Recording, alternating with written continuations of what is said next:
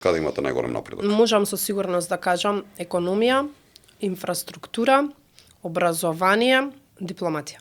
Секаде има одреден напредок и факта затоа што кога работите се помрднуваат, некако можете да го почувствувате тоа. Мислам дека во делот на економијата и стабилизација на оној слободен пат кој што го имавме, затоа што мислам дека дното го имавме допрано, да успеете да направите една ваква консолидација, да покажете начин на поинакво менаџирање со парите на граѓаните, на исклучително вредно да се пофали.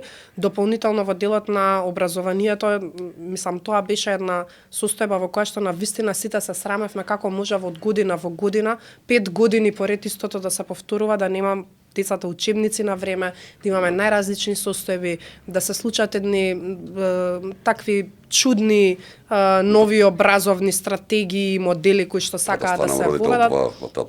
Имаше таков момент. Да донесат до една стабилизација, прво враќање на она што значи достоинство на родителите, да не се грижат дека на 1 септември нивните дечиња ќе ги имаат книгите. Второ, да го вратите малку и дигнитетот на наставниците, на професорите, да се почувствуваат валоризирани во ова општество, затоа што беа заборавени, затоа што никој не даваше доволни епитети кон нив за тоа колку се важни во креирањето на она што значи нашата младина, односно нашата иднина.